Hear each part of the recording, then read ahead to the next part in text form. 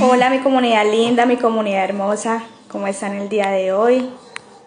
En este gran día vamos a tener un gran profesional, un gran médico neurocirujano, el cual es especialista en cirugías pre y postnatales, es investigador, él es William Contreras. Buenas tardes.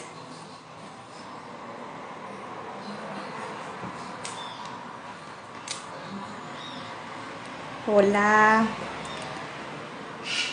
¿cómo van? Esperemos que se vayan conectando.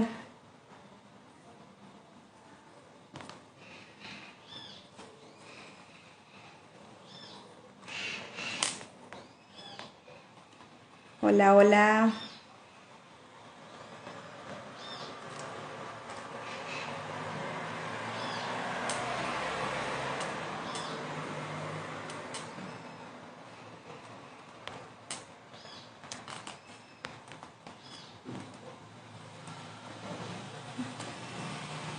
Hola, hola. Ya se conectó el doctor.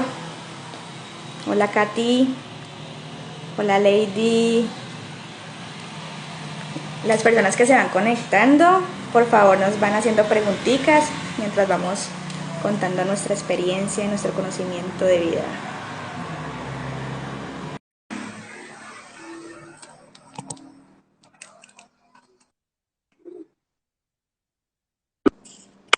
Hola, doctor.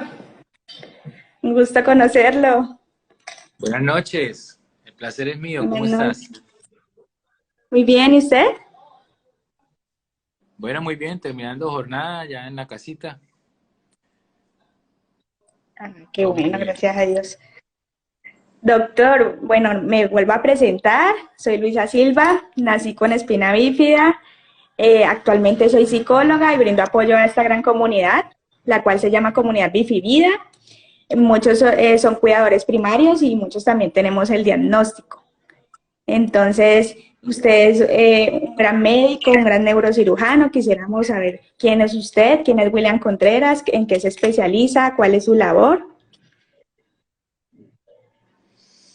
Bueno, muchas Y gracias. muchas Bueno, yo gracias por estar soy, aquí. no, con todo el gusto. Pues mira, yo soy un santandereano, soy de Bucaramanga, eh, un colombiano que creció de niño viendo el terror de las bombas del narcotráfico y siempre creció con la ilusión de que nosotros los colombianos nos pudiéramos inspirar en otros modelos diferentes a los que nos brindaba en ese momento la sociedad, que era el narcotráfico, el poder político, las modelos y el fútbol. Y con ese amor por el conocimiento, pues estudié medicina en Bogotá, luego hice mi especialización con la Universidad del Rosario en neurocirugía. Esta es una especialidad que se dedica a tratar quirúrgicamente enfermedades o condiciones del cerebro y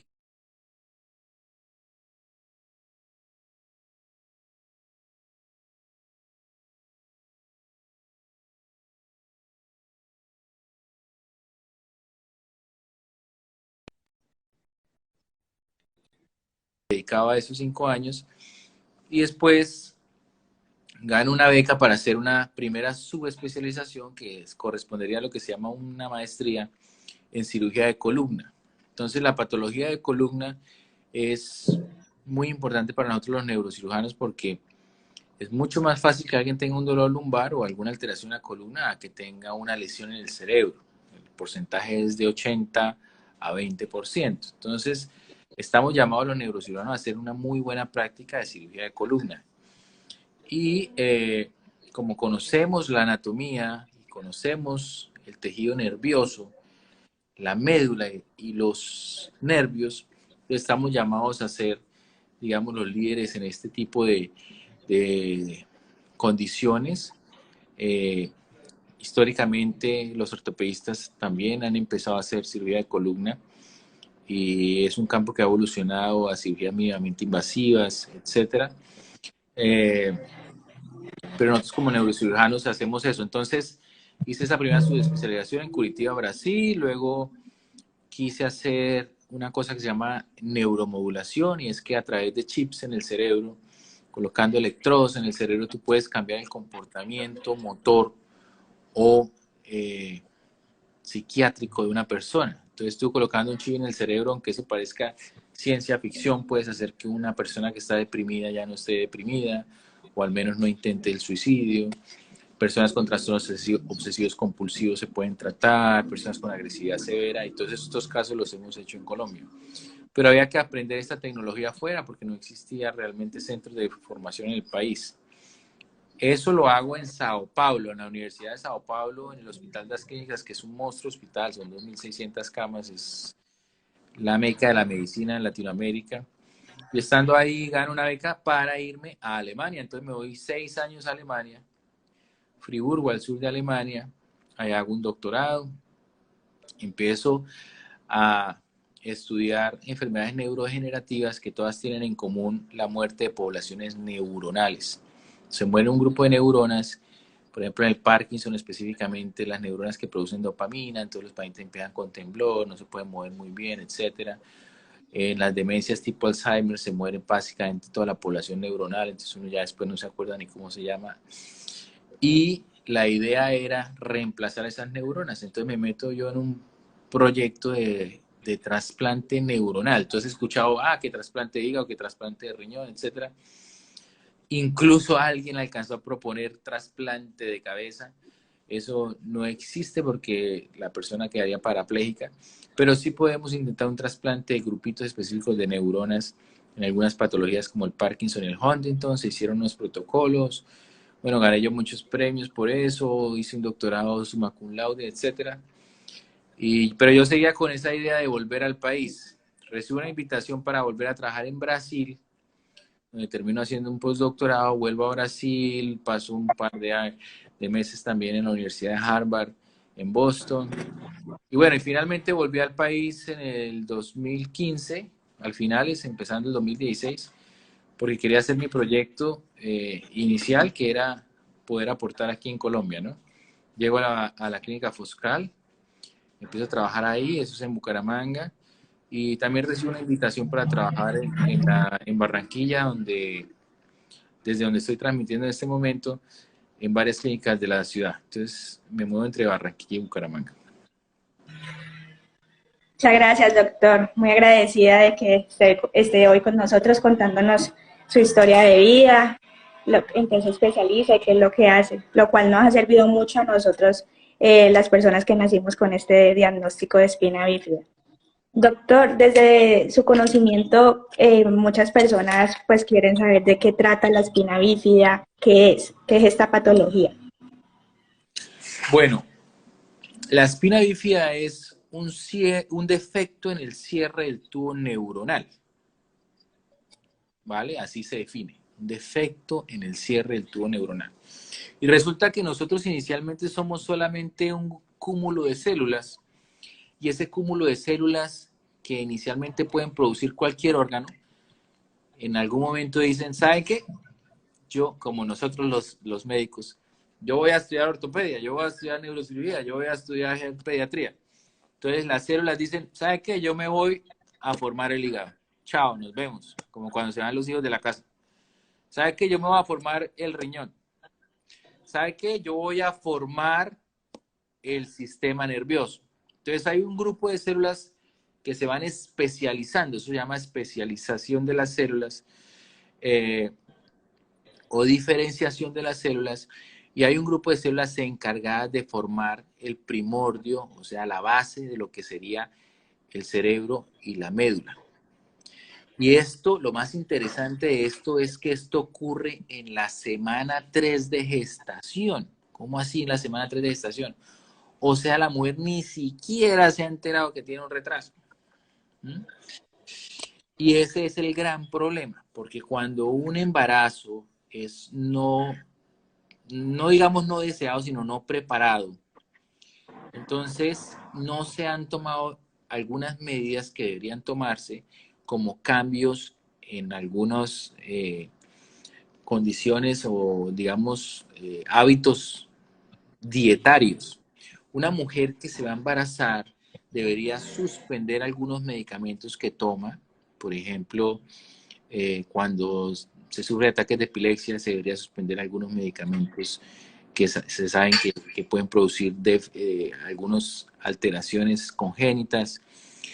Debería consumir ácido fólico, ¿sí? Que es, eh, tú lo puedes encontrar en tabletas, si se toma una tabletica diaria 6 meses antes del embarazo, que ayuda a cerrar el tubo neuronal, etcétera. Entonces, o se hace una radiografía, una tomografía, porque no sabe que está embarazada. Siempre que la mujer se va a hacer algún procedimiento de imagen que tenga que ver con rayos X, como radiografías o tomografías, debería saber cuál es la fecha de su última regla y si estuvo expuesta, digamos, a una relación en donde no se cuidó, porque los rayos X también podrían generar ese tipo de lesiones. Entonces, ¿qué pasa? Esa columna vertebral, existen dos conceptos. La columna vertebral es el esqueleto que protege a la médula. La médula es, digamos, el sistema nervioso, por donde va el cableado que viene desde el cerebro y que termina en los nervios periféricos, ¿sí? Pero quien protege la médula es la columna vertebral, que es el caparazón de hueso. La médula tiene unas membranas que la recubren, que son las famosas meninges, ¿vale? Y después tiene el caparazón, que es lo que se llama la columna vertebral. Y después hay músculo que la recubre también, ¿sí? Y como un ligamento que llamamos la fascia. Y luego hay otra capa natural que es la grasa y luego hay otra capa natural que es la piel. Todo debe estar cerrado y eso se cierra como una cremallera más o menos el día 40 de gestación, ¿sí? En la semana, tercera semana, después, entre la 20, el día 20, mentiras, es el día 21 al 25, no 40, sino la tercera semana. ¿Cómo se va cerrando esos arquitos? Se van cerrando como si fuera una cremallera, ¿sí? Entonces él se va cerrando, cerrando, cerrando, cerrando, cerrando, cerrando y queda todo cerrado. Es decir, como puertas, se van cerrando los arcos vertebrales posteriores. Cuando sucede el mielomeningocele, resulta que no se cierra el arco posterior, no se cierra completamente la vértebra, entonces quedan expuestos los nervios y generalmente se forma un quiste, se forma una falsa membrana que no es realmente una meninge y se llena eso de líquido, porque debemos recordar que el cerebro nada sobre un líquido y el cerebro y la médula están en un compartimiento común, que es el que está rodeado por la dura madre, o sea, por la meninge, y es el líquido cefalorraquídeo. Es decir, nuestro cerebro nada sobre un líquido para que si yo me golpeo contra la pared, mi cerebro no se golpee contra mi cráneo, sino que haya un espacio seguro que es como una cámara de agua en donde él nada. Todos los días nuestro organismo es tan milagroso y tan perfecto que producimos medio litro de líquido cefalorraquídeo y todos los días lo botamos. Las personas que no son capaces de botar ese líquido que está produciendo a diario son las que sufren hidrocefalia, que es el acúmulo de agua en el cerebro. Entonces, ¿qué pasa?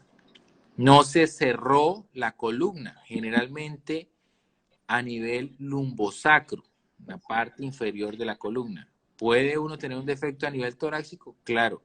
¿Puede uno tener un defecto del cierre del sistema nervioso a nivel cervical? También, pero entre más alto sea el defecto, es más grave. Porque los nervios van teniendo funciones de arriba hacia abajo como un edificio. Entre más abajo sea, pues más abajo va a ser los nervios van a tener una función más inferior, por ejemplo, en el pie. Pero si tú lo tienes muy arriba, pues tiene funciones intestinales, tiene función de los esfínteres, tiene muchas funciones, entonces el defecto es mayor. Y hay defectos mucho más grandes que no se le cierra a uno el cráneo, por ejemplo, ¿sí? Esos ya son incompatibles con la vida. Entonces, cuando hablamos nosotros de espina bífida, es simplemente espina doble, no se cerró el arco posterior.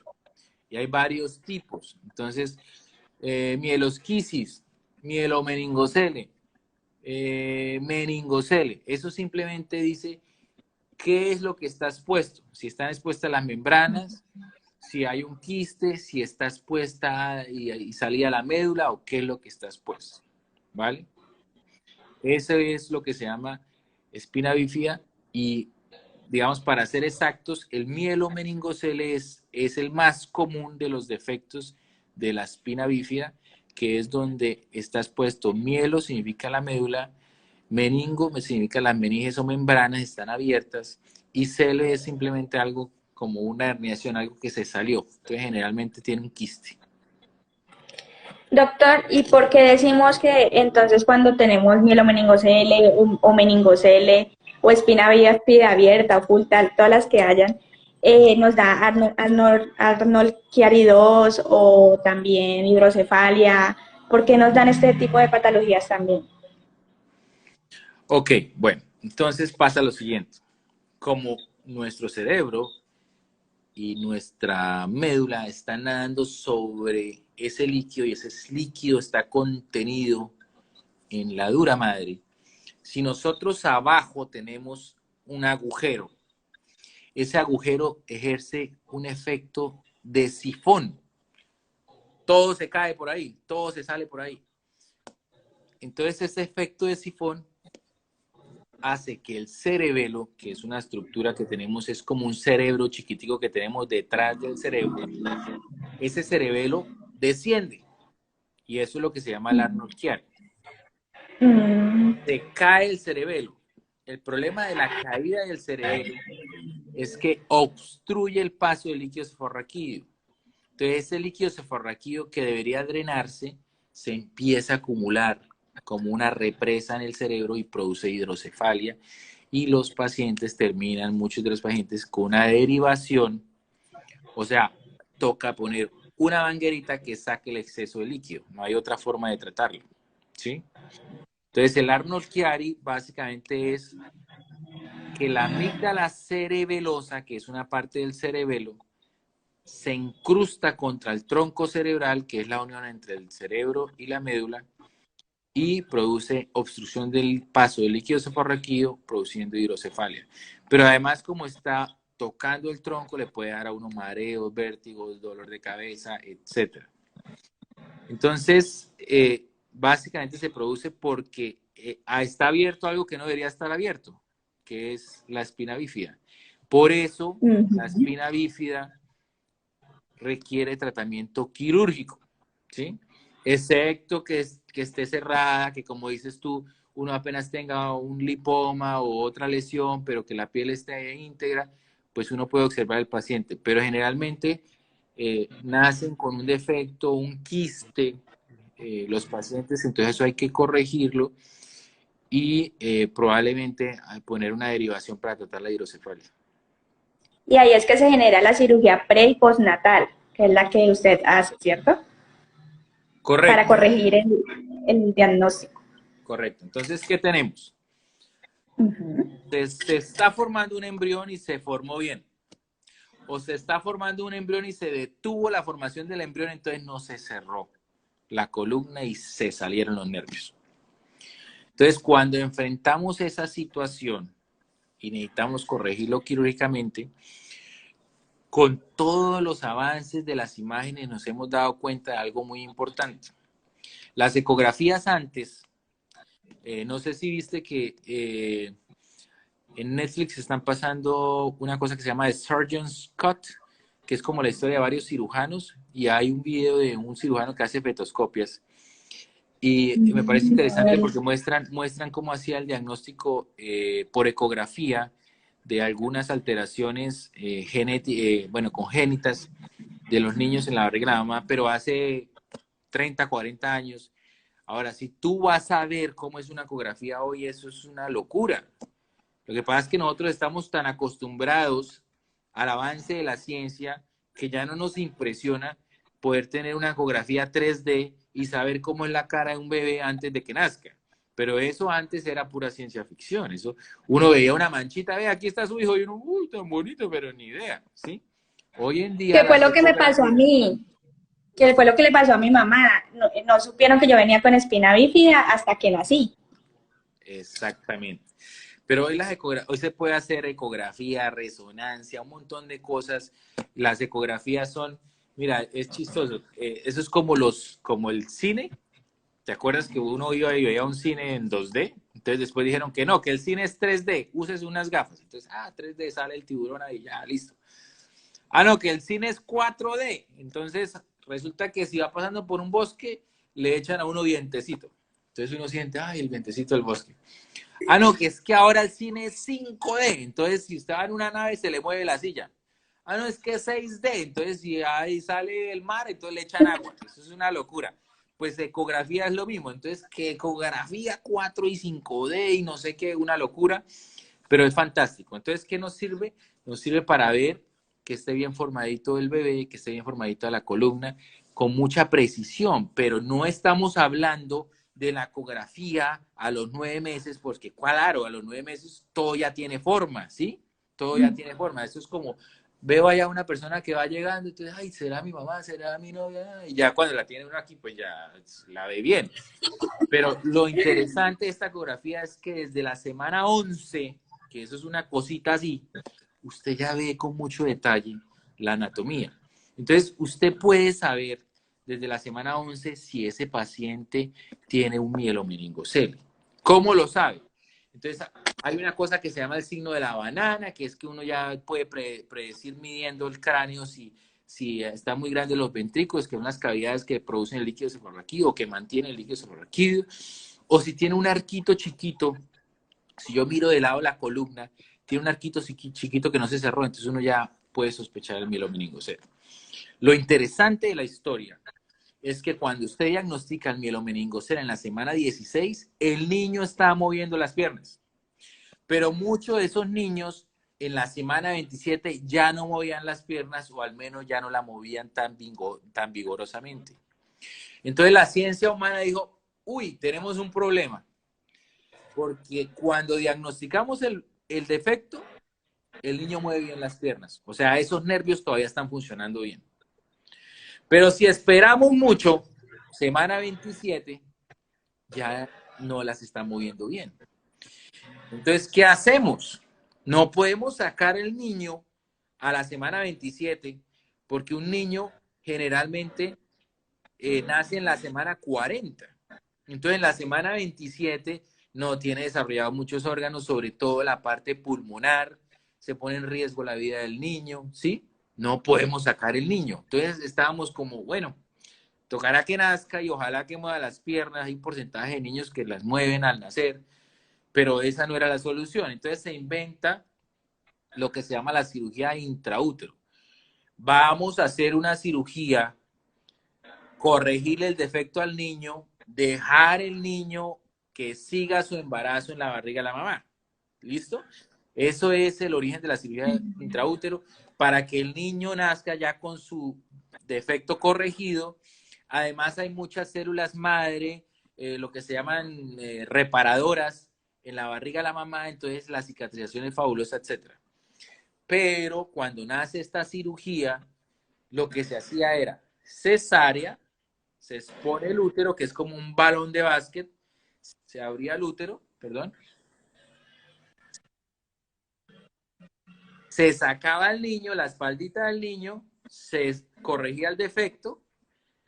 La cirugía es simplemente volver a entregar las capas naturales, ¿sí?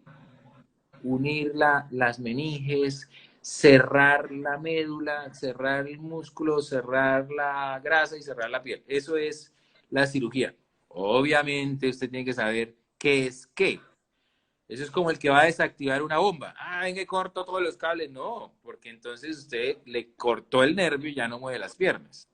Entonces usted tiene que saber qué es qué y cómo sutura qué con qué. Sí, si no queda así como las cirugías estéticas que a uno ve con uno vacío. No, tienen que hacerlo bien. Entonces, lo que hacían era exponer la espalda al niño y hacer la cirugía ahí y luego volver a meter al niño. Pero el útero quedaba con una cicatriz. Eso hacía que todos los niños tuvieran que nacer por cesárea. ¿Por qué?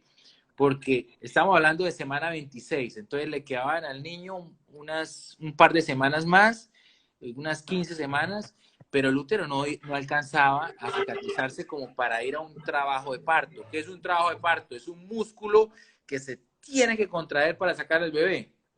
Pero imagínate tú con una lesión, por ejemplo, los futbolistas. Ah, Messi está lesionado. Entonces la contracción de las fibras musculares no le permite correr. Necesita quedarse quieto, ¿cierto? Ahora, si es correr o, digamos, hacer una contracción muy fuerte para intentar pujar el niño, pues ese útero puede sufrir una hemorragia, se puede romper, digamos, puede haber riesgo para la vida de la madre. Entonces no era lo ideal. Y sin embargo, esa técnica se sigue haciendo en algunos sitios. Entonces hubo una evolución de la técnica. ¿Cómo hacemos para lograr los dos objetivos? Operar el niño antes de que deje de mover las piernas, o sea, en la barriga de la mamá, que el niño siga con su embarazo y la mamá siga con su embarazo sin poner en riesgo la vida del niño y sin poner en riesgo la vida de la mamá. Entonces nos toca hackear el útero. ¿Cómo hackeamos el útero? Entonces, voy a robar el banco, voy a sacar con la pistola, vengo a robar el banco, No, o vamos a hacerlo como en las películas, se mete uno, hay unos rayos láser por todos lados, porque ahí tú entras y está la placenta, está el cordón umbilical, está cuanta cosa, y si cortaste ahí o hiciste sangrar algo, eso es una catástrofe. Entonces entramos por una primera cámara con una incisión de 2 milímetros, pero ni siquiera es incisión. La gente dice, ¿cómo así que va a entrar al útero sin hacer incisión? No se hace una incisión porque el útero, tú le metes una agujita y luego por esa agujita metes la cámara. Entonces, claro que entras al útero, pero lo que cuando hablamos de que no hay incisión es que nosotros nos rompemos con un bisturí. Es una técnica que nosotros conocemos como Seldinger para colocar catéteres centrales y todo eso en anestesia. Se mete bueno, pero entonces tú dices, ¿y ustedes cómo saben que donde entraron no es la placenta? Uy, sí, porque uno podría entrar justo en la placenta y se acabó la cirugía, porque eso se pone a sangrar. La placenta, no sé si has visto una placenta, por ejemplo, de una vaca, un ternero recién nacido, eso es una millonésima de vasos por todos lados. Tú tocas la placenta y eso sangra terrible. Se acabó la cirugía y toca sacar el niño y terrible.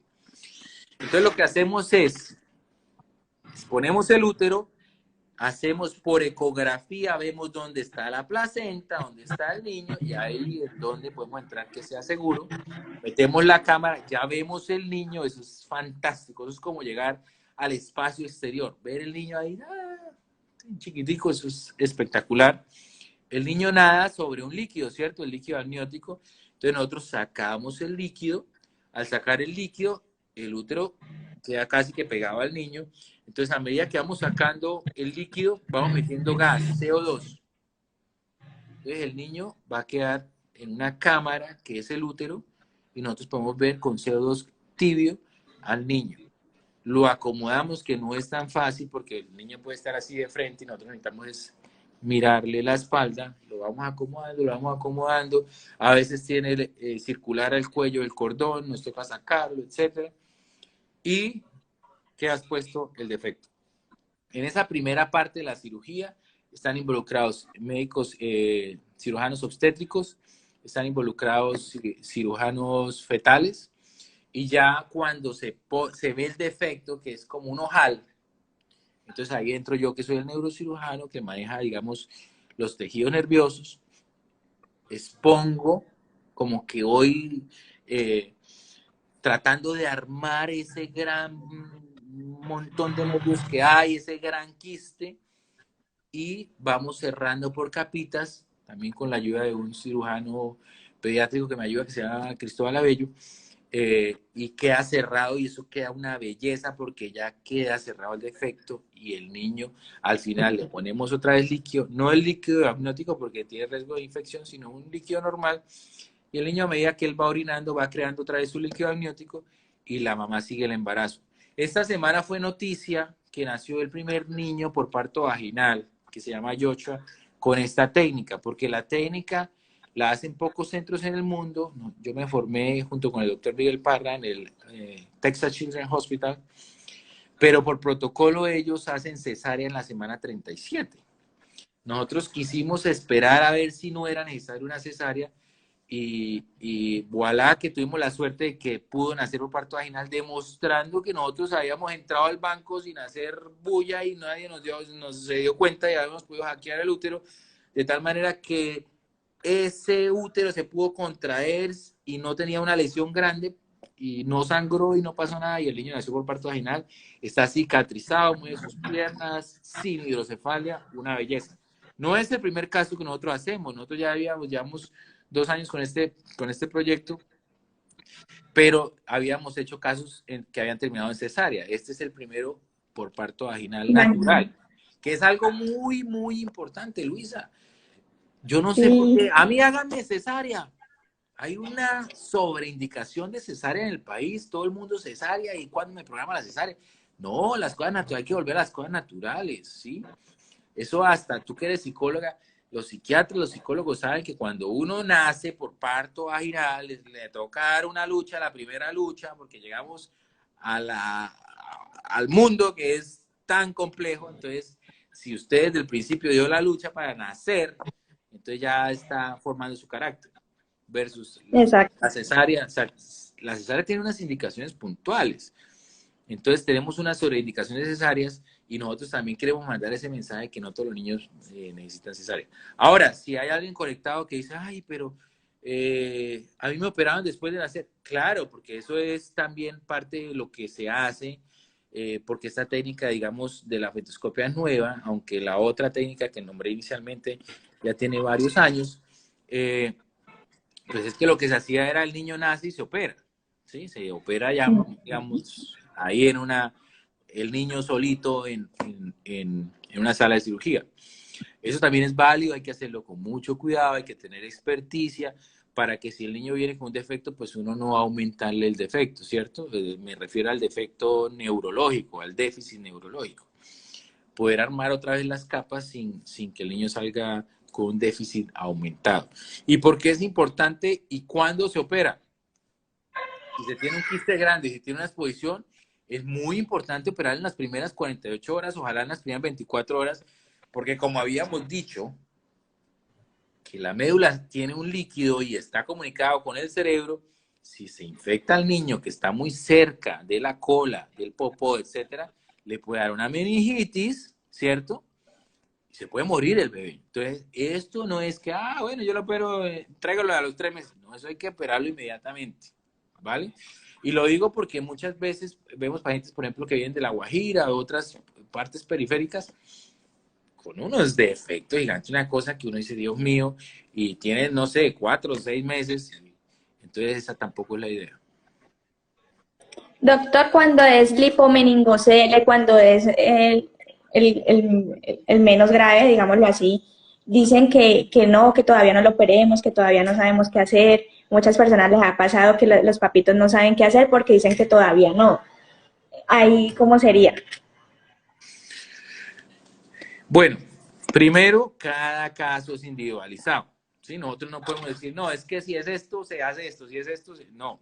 Obviamente existen unos algoritmos de manejo, de tratamiento, indicaciones quirúrgicas. Hay momentos en los que uno puede realmente esperar, ¿sí?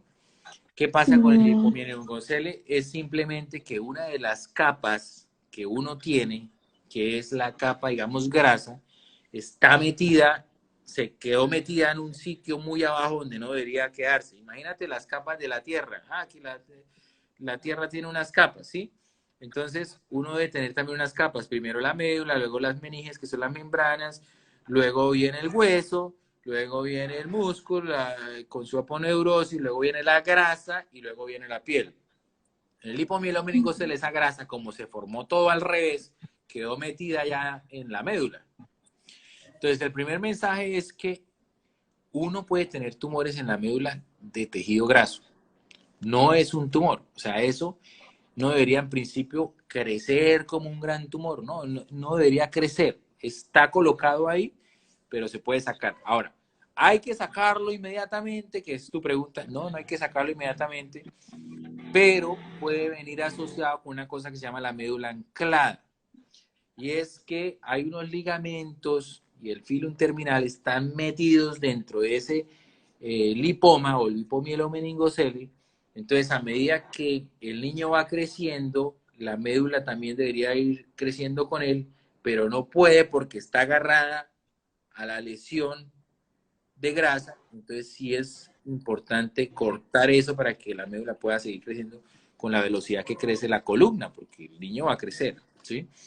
Entonces, sí es individualizado y el momento de hacer la cirugía lo debe decidir el neurocirujano. Ah, ok. En mi caso, se dieron cuenta apenas iban a hacer que venía con espina bífida, por eso fue con cesárea, no fue parto natural o parto vaginal. Y a las 12 horas de nacida fue que me hicieron la corrección del mielo. Ah, muy Ahí, bien. doctor, Sí, ahí claro, no podías cuando... pasar por un canal de parto con esa lesión porque se producen dos lesiones. A ver, entonces, no hemos hablado de eso.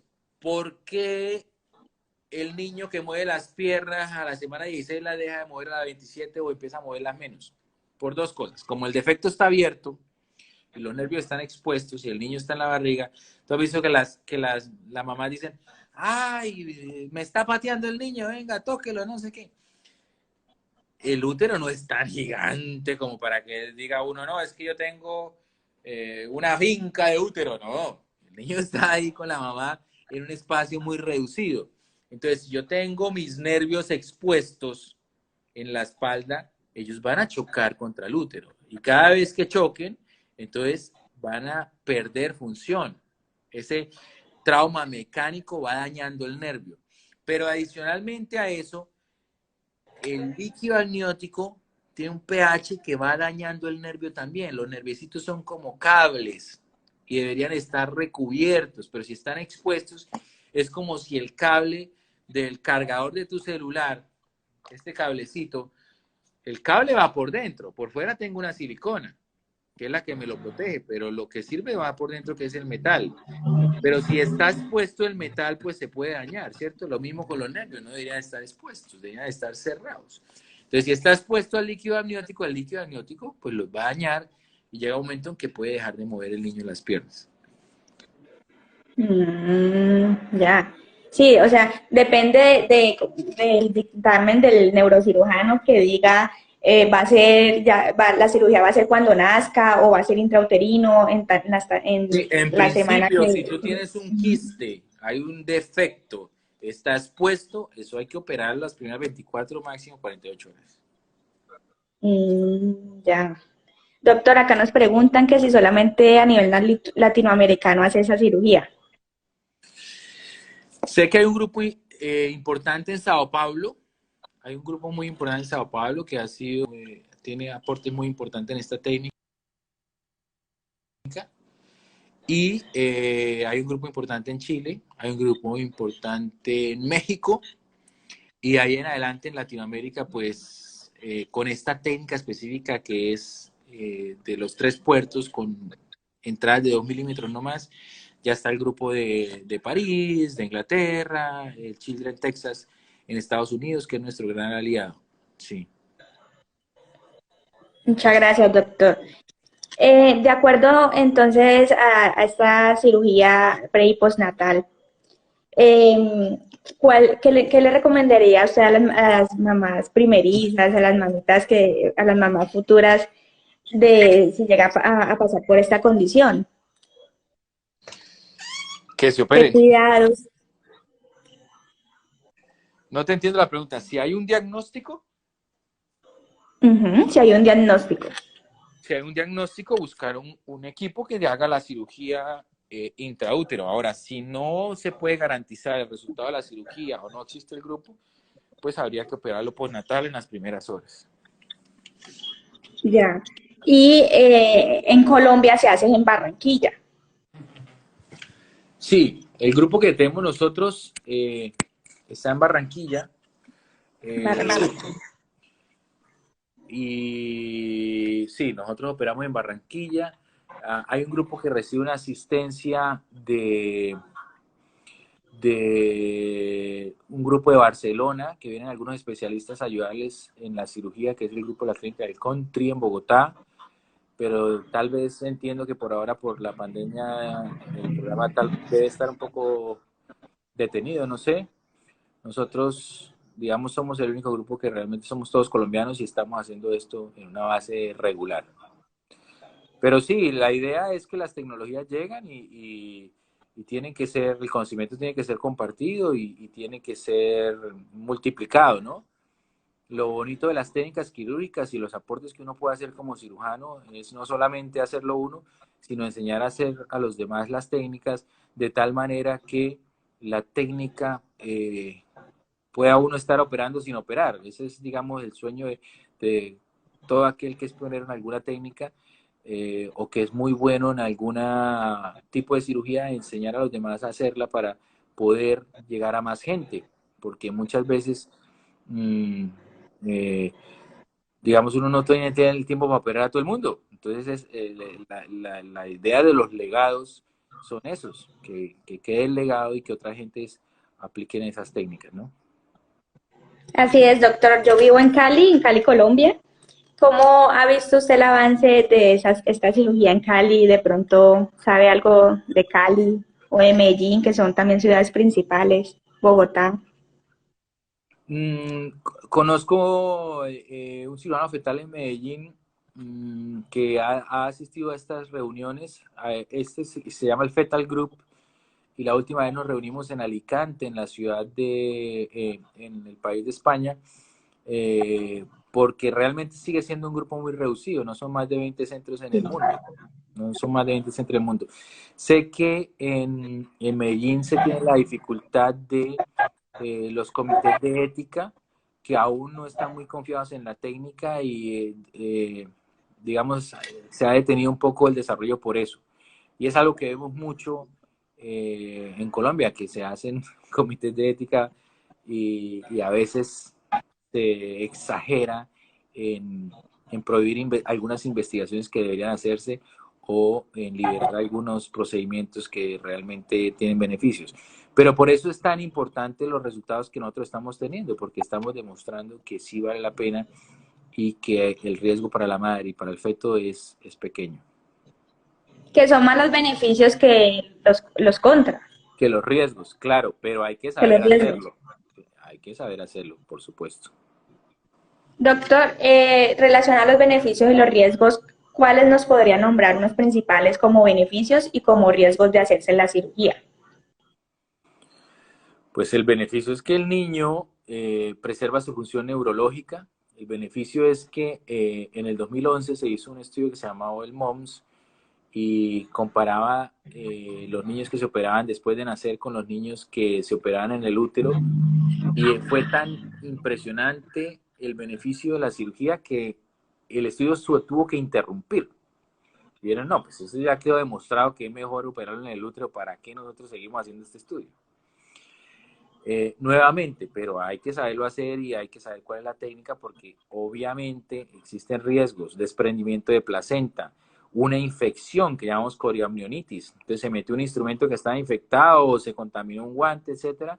La coriamnionitis puede terminar en histerectomía. Entonces, no solamente se murió el niño, sino que tocó sacarle el útero a la mamá o se murió el niño y la mamá. O sea, riesgos, todos los que quieras, pero precisamente el refinamiento de la técnica es la que permite tener el buen resultado y disminuir el riesgo, ¿no? Eso también Y que tiene hay que unas ver. semanas específicas que no puede ser ni antes ni después de la cirugía. Las indicaciones, sí, las indicaciones son generalmente que tenga un Arnold Chiari, que tenga un defecto, con o sin quiste, ¿sí? Que no sea muy grande. Nosotros hacemos también una cosa que se llama el cariotipo, es decir, si el paciente aparte del mielomeningocele le viene con muchas alteraciones congénitas, se prefiere decirle o proponer a la madre que hay una terminación voluntaria del embarazo, porque se sabe que es un niño que no va a ser funcional, que probablemente no va a tener un estado cognitivo que le permita interactuar en sociedad, etcétera. Entonces, eso son casos en los que se prefiere la terminación voluntaria del embarazo, ¿sí? Pero si es un niño que apenas tiene el hipomieloneurocelia, que tiene un Arnold Chiari, que se está desarrollando una hidrocefalia, pero que se puede revertir, porque el Arnold Chiari revierte con la cirugía, pues es candidato. Ahora, otras, hay que tener en cuenta otras condiciones, por supuesto, de la madre, ¿sí? Que no tenga comorbilidad, lo que nosotros llamamos comorbilidad de muchas otras enfermedades asociadas que puedan hacer que corra riesgo su vida con el procedimiento. Doctor, acá nos pregunta Gina, ¿un niño con lipomielonmeningocele puede caminar sin cirugía? Esa respuesta la tiene el propio niño. Si el niño camina, si el niño mueve las piernas, claro que puede caminar, ¿cierto? Entonces vuelvo e insisto. ¿Quién es el que define si hay que operarlo? No es el papá, porque excepto que sea un neurocirujano o un médico especialista en medicina fetal o algo así, lo va a definir. Eso lo define el médico. Si el niño de repente mueve las piernas, pero empieza a moverlas menos o a tener un déficit neurológico, ¿sí? Pues requiere la cirugía. Pero si el niño tiene su piel cerrada, ¿vale? Y tiene un defecto que aparece en la resonancia, pero el niño corre, juega fútbol, el defecto no aumenta, pues ahí se deja quieto, se observa, eso se llama observación, se hace una resonancia a los 3, 6 meses otra vez y ahí se va definiendo. Pero si puede caminar o no, eso ya lo sabe uno con la vigorosidad con que los niños mueven las piernas al nacer. Probablemente lo que no sabemos es si va a tener control de esfínteres y qué tan bueno va a ser el control de esfínteres hasta después de determinada edad, ¿sí? Porque muchas veces los niños pueden mover muy bien las piernas, pero no tener el control de esfínteres, y eso solamente lo vamos a saber después de determinada edad. O hay niños o hay personas que mueven bien las piernas, controlan de esfínteres, pero tienen, por ejemplo, en el caso de los hombres, impotencia sexual.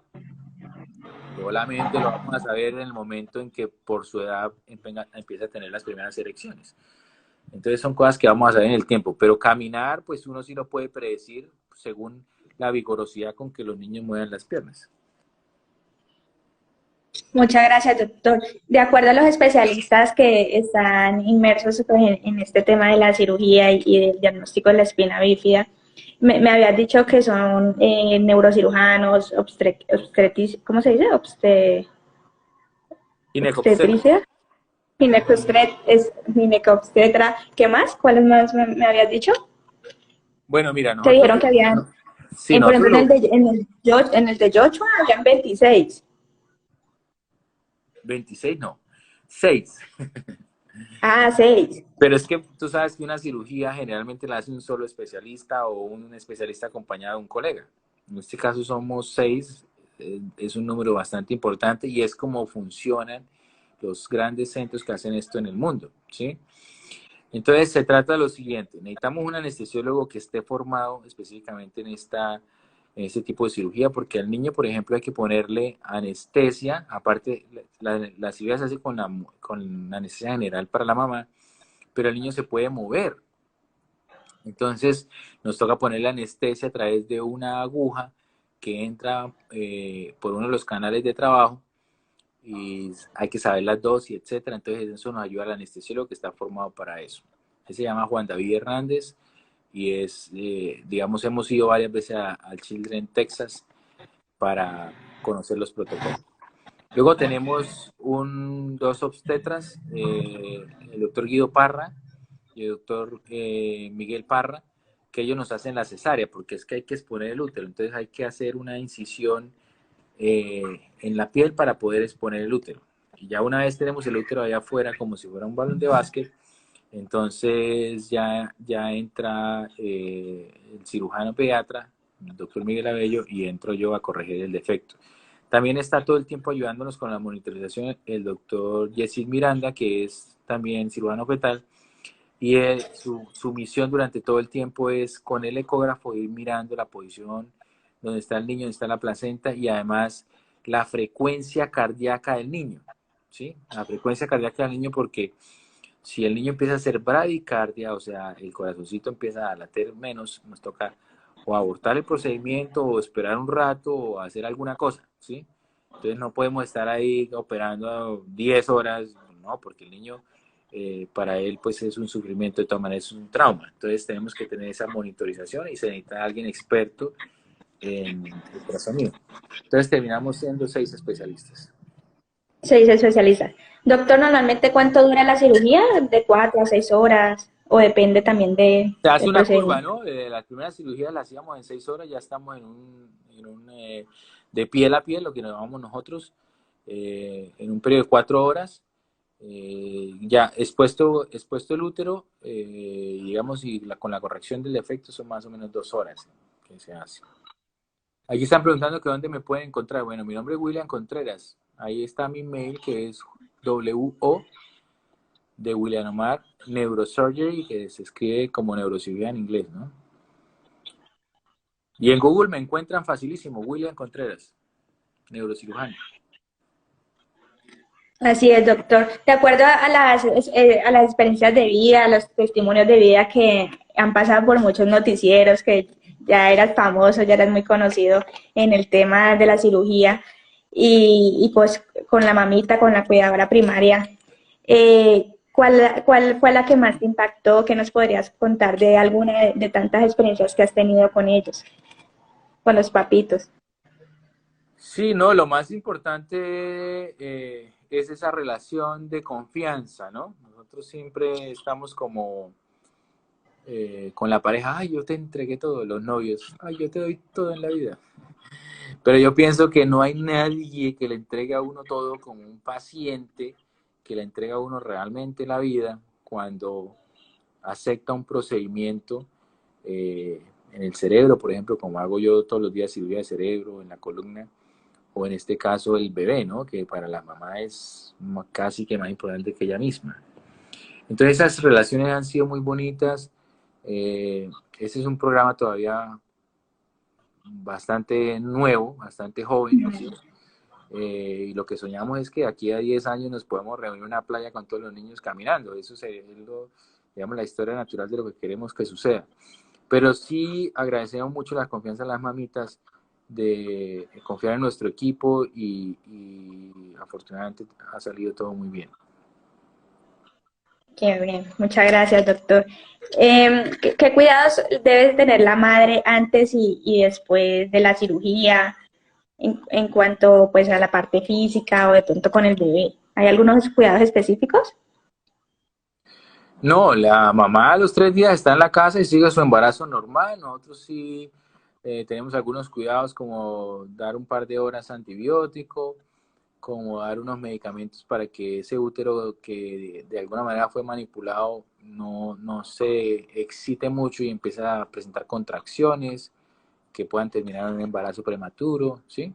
Son protocolos que tenemos nosotros, pero la mamá básicamente quietud los primeros días y después normalito, como cualquier embarazo.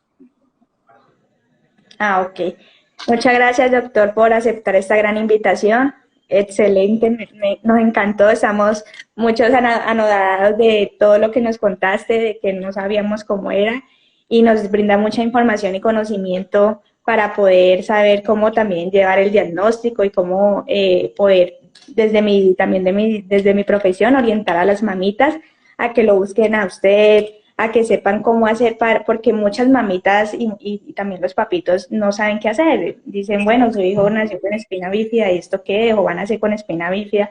¿Qué pasa aquí? Muchos no sabemos, no saben qué hacer.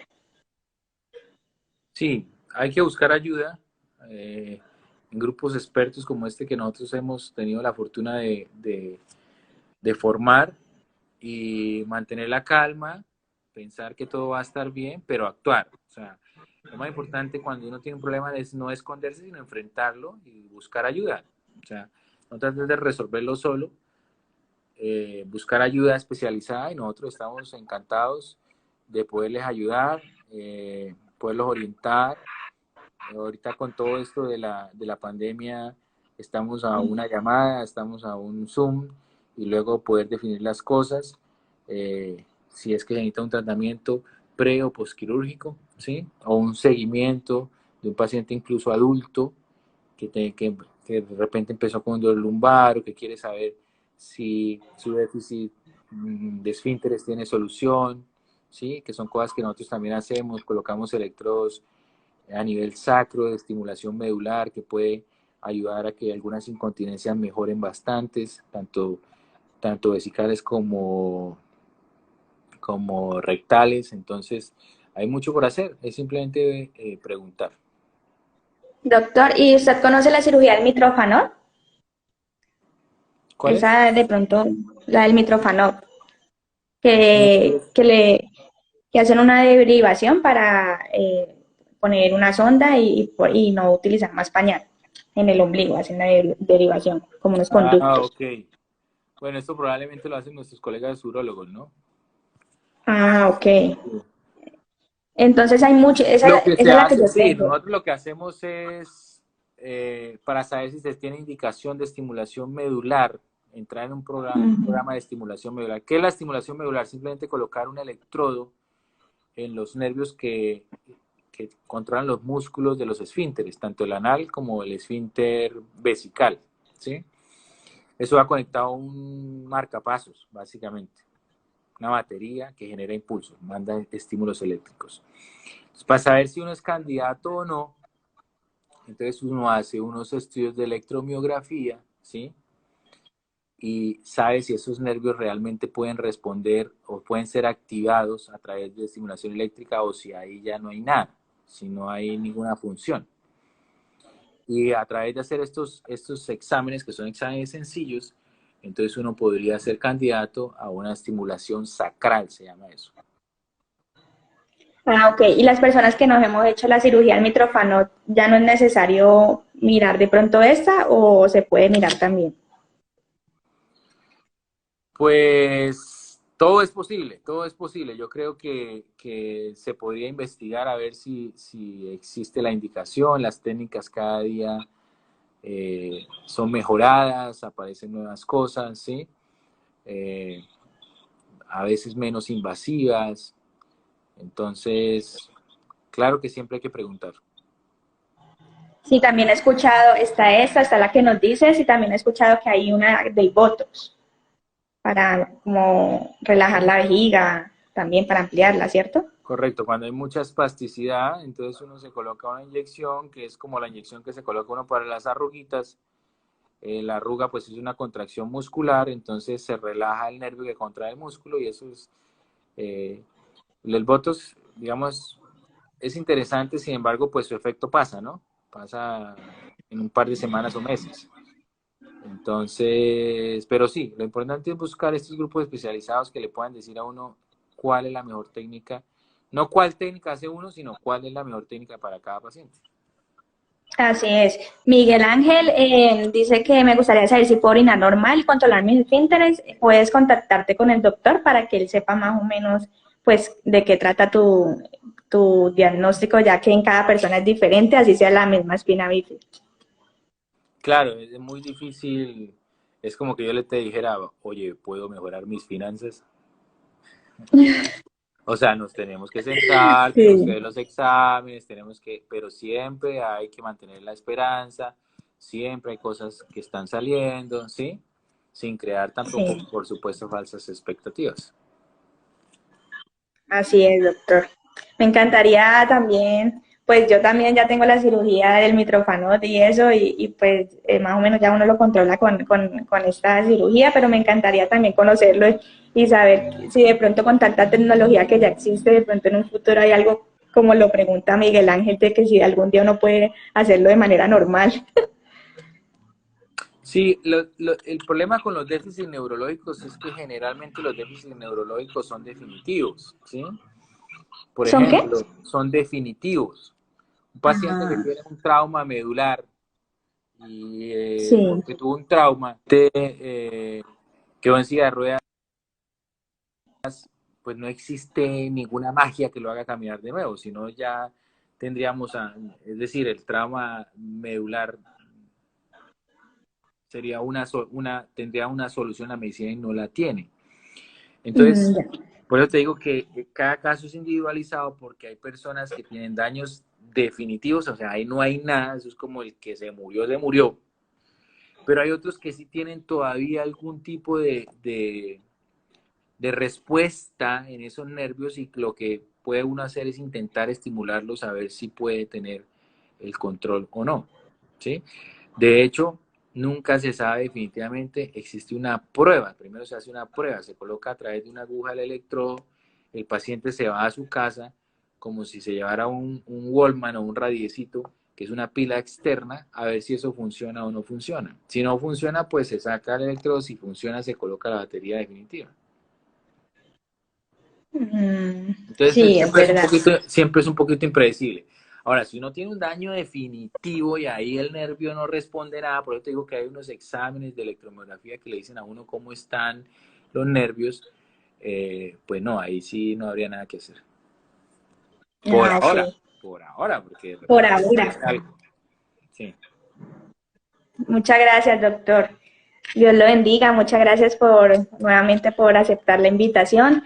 Estoy también para apoyarlos en lo que necesiten. A usted también, doctor, si requiere de mi profesionalismo, yo realizo conferencias, también realizo psicoterapia clínica virtual o presencial. Lo que necesite, yo estoy para apoyarlo desde mi testimonio de vida, que es el tema de la espina bífida, y desde mi profesión, que es la psicología. Claro que sí, no, el placer ha sido mío, ojalá nos volvamos a ver muy pronto. Siempre tenemos actividades, este año tenemos un congreso de neurociencia muy importante que va a ser virtual. Este año estoy lanzando mi libro de creatividad, innovación y conciencia en el cerebro. Entonces, muchas cositas que seguramente vamos a interactuar. Así es, gracias, doctor. Nos estamos hablando para un próximo tema, para poderles brindar conocimiento. Muchísimas gracias, doctor. Bueno, un Que abrazo, esté feliz muy bien. noche. Chao. Hasta luego, chao.